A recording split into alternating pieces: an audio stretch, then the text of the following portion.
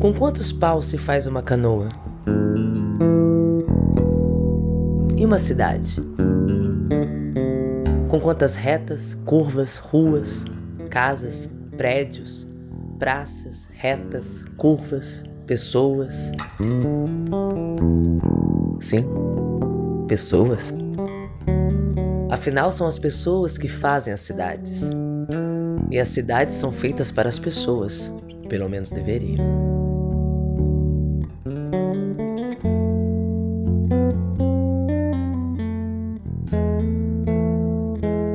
Eu comecei a pensar sobre essas coisas quando a minha cidade se preparava para comemorar 60 anos de idade. Pode parecer que é muito tempo, mas se comparada com a idade do Brasil, Brasília ainda é uma menina.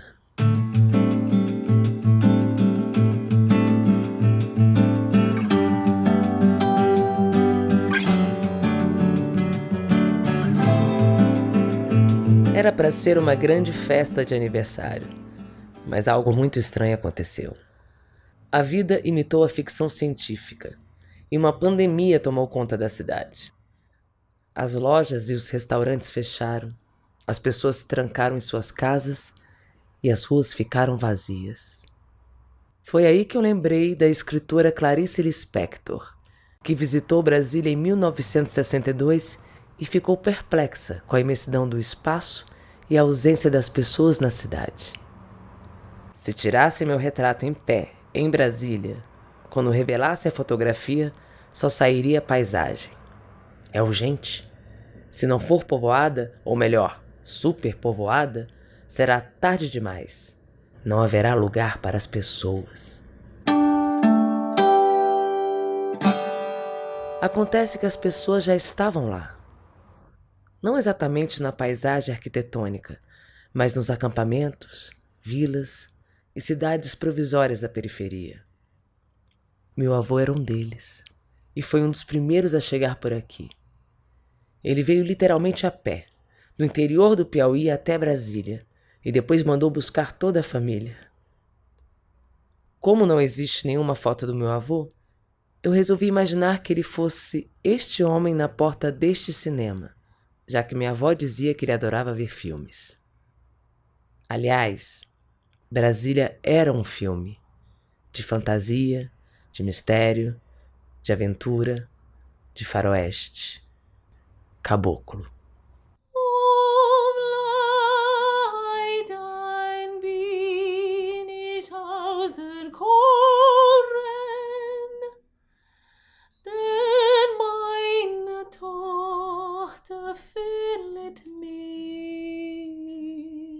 É uma das coisas que eu mais sinto falta quando eu tô longe daqui. O céu, os espaços negativos, os vazios, que é o que as pessoas estranham quando chegam aqui, quando não estão habituadas, né, com a maquete.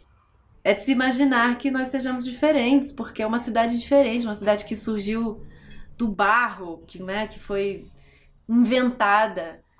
A invenção de Juscelino Kubitschek, Lúcio Costa e Oscar Niemeyer era uma cidade planejada, moderna e ousada. Tirava o poder da zona de conforto do litoral carioca e fazia o Brasil olhar para dentro. Uma multiplicidade de culturas e sotaques começava a conviver na nova capital. Milhares de trabalhadores chegavam ao Planalto Central, mas não havia moradia para todos. Minha família chegou em 1958 e ergueu um barraco numa área próxima ao Congresso Nacional, que ficou conhecida como Vila Amauri. Ali moravam mais de 15 mil pessoas. Numa das raras fotografias deste lugar, minha mãe se reconheceu ao lado de outras crianças. Pode até ser que não fosse ela, mas para mim passou a ser. No entanto, havia um problema. Toda aquela área iria ser inundada pelas águas do Lago Paranoá, que começava a ser formado. Em 1960, enquanto a cidade era inaugurada, as pessoas tiveram que se mudar para as novas cidades satélites que surgiam. Minha família foi para Sobradinho, mas o barraco ficou lá, debaixo d'água, assim como os sonhos de morar no centro da cidade. Esse povo foi como que empurrado para fora, né?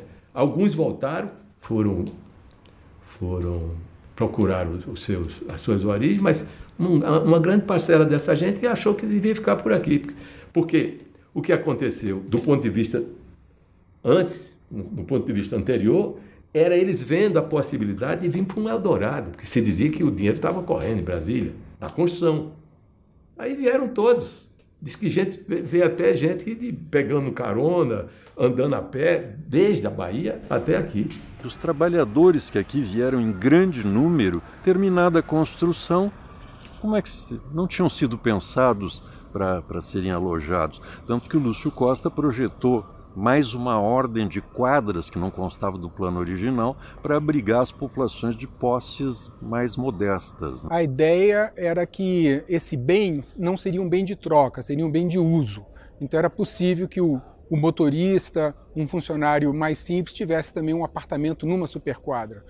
Mas com a ideia das cidades satélites, a pessoa tem um apartamento numa superquadra, ele negocia esse apartamento, com isso ele foi para uma cidade satélite um pouco mais distante, e comprou um carro. E ele vinha pelo carro para trabalhar nas áreas centrais aqui do plano piloto. Meu pai veio para Brasília na inauguração em 1960. Ele e minha mãe tinham recém-casado, eles tinham 22 anos, e ele prometeu para minha mãe... Eles eram do interior de Minas. Minha mãe é de Sacramento, uma cidade pequenininha. Meu pai é de Uberaba, uma cidade um pouco maior do que Sacramento. E aí eles se casaram e ele prometeu para ela levar minha mãe para a cidade grande. Ela estava achando que ia para São Paulo. Aí ele trouxe minha mãe para Brasília, que era um canteiro de obras, só uma poeira vermelha, nada, não tinha nada, nada estava pronto. 1960, inauguração. Minha mãe falou que, putz, ela se arrependeu tanto nos primeiros meses. Ela falou, gente, para que eu fui casar, meu Deus? Mas aí, rapidamente, ela engravidou do meu irmão, que foi o primeiro filho dela, o Ciro. E aí tudo ficou lindo, porque ela ficou felicíssima com aquele bebê que ia chegar e foi aos poucos se acostumando. Eles agora estão fazendo 60 anos de casados, no fim desse ano, agora de 2020, e eles estão até hoje em Brasília, juntos. Meu avô abriu um açougue e começou a ganhar muito dinheiro. Depois que ele morreu, minha avó teve que se virar. Como não sabia nada de carne, vendeu tudo e abriu uma pensão na W3 Sul, a rua mais importante de Brasília. Minha mãe estudava numa escola pública que era melhor do que os colégios particulares, e entre os seus colegas estavam tanto a filha de um ministro como o filho de um verdureiro. Em 1969, ela foi presa numa manifestação de protesto, ao lado de alguns deputados e senadores. Foi lá que ela começou a entender de política. Não era possível admitir que numa cidade, cuja praça mais importante era a Praça dos Três Poderes, apenas um quarto poder existisse, o militar. 1964 até 1985, nós, brasileiros, vivemos sob um regime militar, sob um regime autoritário. E em qualquer regime autoritário, o poder legislativo é aquele que sofre em primeiro lugar, exatamente porque ele é a casa do dissenso, ele é o local em que ideias opostas vão convergir e divergir. Toda a problemática brasileira ressoa aqui, né? Repercute aqui porque temos os três poderes aqui sediados, além das embaixadas, né? Isso me cativou, porque qualquer tempinho vago que eu tinha, eu estava nas galerias assistindo ídolos. Eu vi discursos inteiros de Tancredo Neves, do Teotônio, que eu terminei fazendo um filme, um longa-metragem com o Teotônio Vilela, entendeu? Eu vi o Brasil vibrando já com a ditadura instalada, porque quando eu vim e me instalei aqui, já era 1970, era Garrastazu Azul Médici. Eu acho que quando tem esse declínio da construção civil, começam a aparecer, vamos dizer, os párias, né? Não há emprego para todo mundo, não há habitação para os tais 500 mil, porque se tem esse oásis, eu também quero esse oásis, e do mundo todo quer esse oásis. Então o planejamento rapidamente cai por água abaixo, né? Tanto é que Ceilândia está na rota do aeroporto, né? Isso eu acho que é a primeira, na minha Ceilândia construída, imaginada, o que mais pegou foi isso, assim. Os caras vêm a Brasília para ver a cidade tão falada, para ver esse cartão postal, e a primeira coisa que eles passam para o aeroporto, eles vêem a grande favela, cara. Essa afronta, que é essa cidade, que é essa favela, que está no meio do aeroporto, ela é tirada em intervalo de dias, 80 mil pessoas. Então você imagina, se tem uma campanha chamada Campanha de Erradicação de Invasões, que é a Ceilândia, que já é um estereótipo criado naquele momento, se joga 80 mil pessoas aqui, nessa cidade, onde não há uma parede levantada, onde tudo é o imaginário. Se neste momento Clarice Lispector resolvesse tirar uma nova foto de Brasília, com certeza as pessoas estariam lá, mas não as suas casas.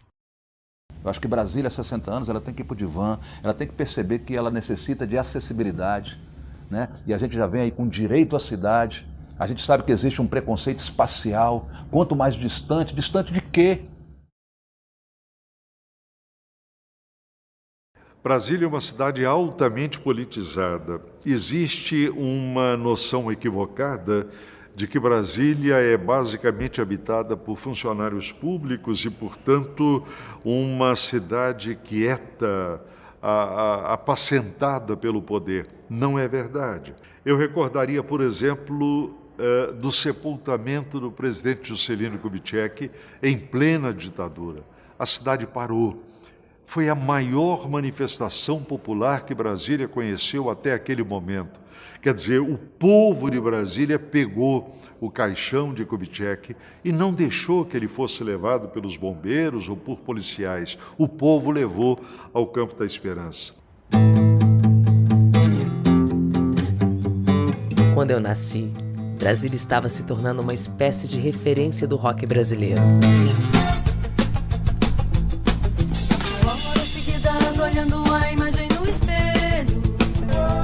A redemocratização havia feito um bem enorme. Era a cidade falando dela mesma, de seus lugares, de seus problemas, e não mais aquele olhar estrangeiro, estereotipado, de quem não mora lá. Essa moçada nasceu sob esse impacto, no bafejo da redemocratização. Eles não sabiam nem sobre por que eles estavam protestando, mas eles protestaram. Eu e meu irmão, a gente não tinha ideia de como seria Brasília.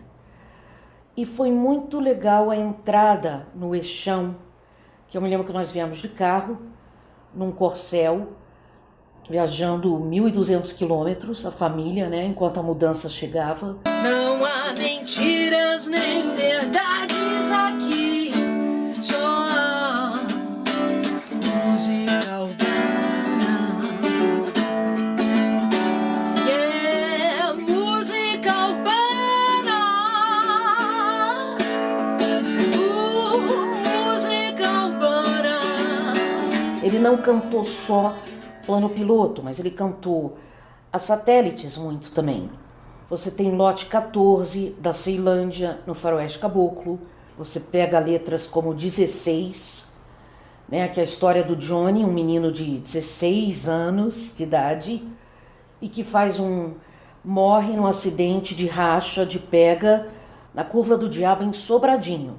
E Brasília, cantada pelo rock and roll, marcou a gente, né?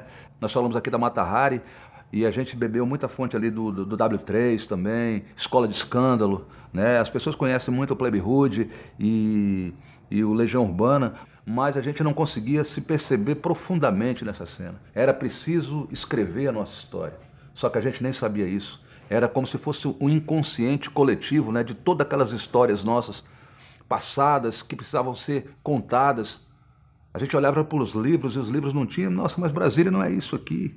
Né? E além das asas do avião, outro plano, era necessário contar outro plano. Meus pais vêm do Piauí em meados dos anos 60, e foi pesado. Papai e mamãe chegaram de bunda quadrada, lata de frito sem nada, barriga cheia d'água. Eu até brinco assim, usei fralda de pano, né? Não estudei no plano, aprendi a falar véi, aprendi a falar mano, tomei banho nos canos que rompia. Sou tão antigo que o rap era só periferia. O rap construiu um imaginário na minha cabeça, construiu uma imagem na minha cabeça. Construiu referências muito próximas da minha cabeça, o vizinho, o nome das ruas, o Quarentão, a feira de Ceilândia, os campos de futebol. Eu já curti no Quarentão, no City, no Pandiá, boate amigos, vagalume, canecão ou lugar, Nostalgia, Camargo, Havane, salões lotados. É bom considerar e ser considerado, eu prometi. O som tá aí, vários anos depois. Brasília, periferia, parte 2. Sabe por quê? Rap nacional é coisa séria. E as periferias de Brasília ganhou ideia. Identidade com gente humilde, onde o cardápio não varia do feijão com arroz. Oi? Riacho Fundo e Sobradinho são agora 1 e 2. Mais deu no Jornal Nacional, quebra-quebra na estrutural. Ação policial sem vaselina, sem creme. E só de ver de longe a farda de um PM, as crianças de colo, não se controla, treme. Também, os caras não são nada ingênuos. Cacetetes, cães, bombas de gás lacrimogênio.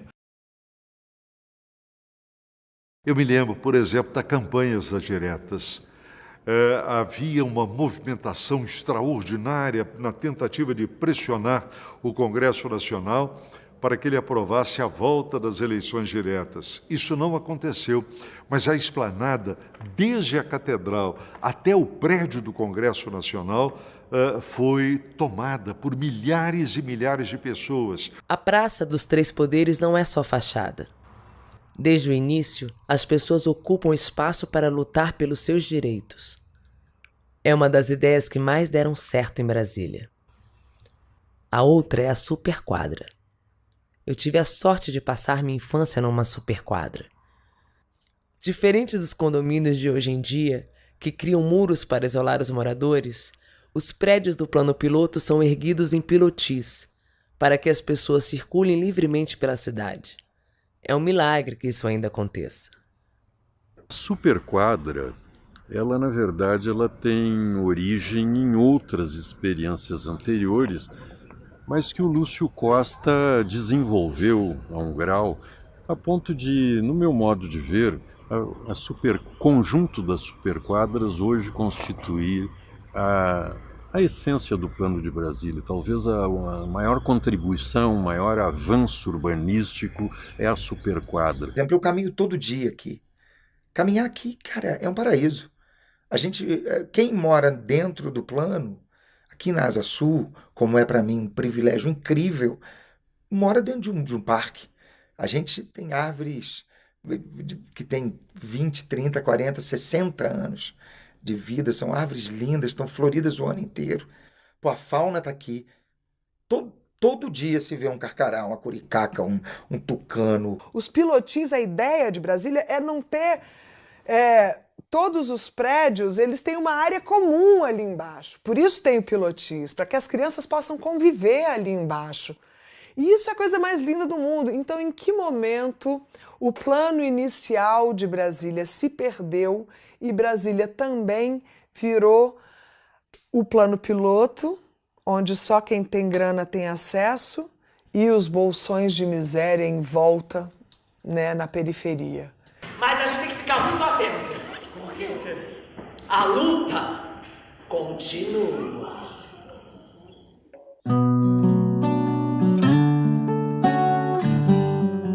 Assim como Brasília, eu também sou inventada. Mas minhas histórias são todas reais. Eu sou atriz e trabalho com verdades e mentiras todos os dias. Um dos meus ídolos é um falso brasiliense, um estrangeiro que chegou por aqui em 1975 e nunca mais foi embora. Eu sou candango. E cada vez que me perguntam o que você é, você é uruguaio, você tem cidadania? Não, eu sou candango. Candango de coração, assim, total. Quando eu vi Brasília desde o avião, eu não conseguia entender. Porque eu primeiro vi os blocos. E os blocos de cima, naquela época, com aqueles árvores pequenininhos todos, parecia um cemitério. Quando vi o eixo monumental, desmaiei. Assim, foi assim, uma coisa que bateu assim. Cara, estou em um lugar novo. Eu quero estar ao lado disso. Eu quero crescer ao lado disso. Parece uma cidade fria, mas isso acerca enormemente as pessoas. Você precisa do outro. Você necessita do outro. Os vizinhos todos conheciam. Às vezes eu caía, me ralava e alguém já me levava, passava um mertiolate, botava um band-aid. Sabe, tinha uma coisa muito da criação coletiva dos filhos. E isso é a coisa mais linda do mundo e Brasília teve isso na minha época. Papai e mamãe iam trabalhar, eles deixavam a gente no barraco e quem cuidava era os vizinhos. Então o vizinho passava, a porta aberta, ele ia lá, trocava a fralda, né? sabe? Tocava fralda de pano, usei fralda de pano, né? Então ele mesmo ali já pegava a fralda, já limpava, jogava, deixava no varal ali, né? E no varal de arame, né? E então isso já dá a dica de quê? Que a periferia, que a comunidade é solidária, né? E aqui em Brasília eu aprendi a me juntar. Artisticamente é muito importante a gente se juntar a outras pessoas que estão nadando junto com a gente. Sozinho é muito mais difícil. Acho que é por isso que a gente tem tantos grupos aqui. É por isso que a gente tem uma estrutura de teatro, de cinema, de música, em que todo mundo se conhece, todo mundo se ajuda, ou pelo menos tenta, para que todo mundo consiga sobreviver junto, assim. Cidade que um dia eu falei que era fria, sem alma nem era Brasil, que não se tomava café numa esquina, num papo com quem nunca viu. Sei que preciso aprender, quero viver pra saber e conhecer Brasília. Eu acho que essa questão sobre o que é Brasília, né, as pessoas confundem plano piloto, Brasília, cidade satélite, Distrito Federal. Eu acho que precisa de uma discussão maior, né? Eu não quero dizer o que é o que, não tenho essa capacidade, mas eu duvido do que colocam por aí. A grande dúvida é se existe a grande São Paulo, a grande Rio, por que não pode ser a grande Brasília? Né? E definir melhor Brasília. Né? É claro que Brasília hoje é Sudoeste, Noroeste, Vila Planalto, né? Isso tudo é Brasília. Agora, daí dizer que Taguatinga é Brasília, não, Taguatinga tem outra história, é uma cidade satélite. Né? Gama é outra história, Sobradinho é outra história também. Planaltina já existia aqui, Braslândia também é de 1933. Essa área metropolitana que hoje se forma entre Brasília e Goiânia é um exemplo disso, né? Praticamente nós viajamos ao longo dessa estrada de 200 quilômetros sem sair da cidade, né? Então eu exagero um pouco, mas não muito, né? Porque emendando núcleos que vão crescendo e se transformando em cidades e que cada vez mais dependentes dos núcleos principais. Como Brasília era centro em relação à Ceilândia, a Ceilândia vai vir a ser centro em relação a Águas Lindas, e vai ser o centro e o opressor. Ele mora na Ceilândia, daqui a pouco ele está falando, você mora onde, parceiro? Ah, eu moro em Águas Lindas. Ih, mora mal, hein, mano? Ou seja, o que falaram de Ceilândia lá no passado, o parceiro de repente hoje está falando do sol nascente. A luta dos candangos por uma vida mais digna é também uma luta contra o preconceito de classe, de raça e de gênero. Brasília é uma mulher que me inspira. Talvez pela leveza de seus traços, ou pela história das mulheres que se aventuram por aqui, às vezes recebidas com desconfiança, outras com espanto e admiração. Eu sempre fui uma mulher negra de pele clara, sempre convivi com muitas pessoas brancas, então quando eu entro na UNB, eu começo a descobrir que eu não sou tão branca quanto os meus colegas, eu começo a descobrir o que é feminismo, você imagina. A gente acha que é há 50 anos atrás, mas não, foi há 10 anos atrás. Eu fui descobrir o que era patriarcado, fazendo uma disciplina chamada Comunicação e Gênero. E a minha cabeça foi se desconstruindo, assim. Por isso que eu falo muito da UNB, porque a UNB foi esse lugar onde eu tive muitas verdades contestadas, onde a minha identidade foi provocada, onde eu precisei me colocar enquanto pessoa, fisicamente e politicamente, diante da vida. É uma ilusão você achar que para se estar seguro, você bota um muro, em cima desse muro você bota um arame farpado, em cima do arame farpado uma cerca elétrica e na frente um segurança armado. Porque aí o cara que quer vir com você, ele vai vir com uma bomba em cima de você. É uma ilusão. Você consegue criar um ambiente seguro fazendo o contrário. Então você tira o segurança, você tira a cerca, você abre a porta, você abre o coração, você abre a cabeça e vê o outro que está na sua frente.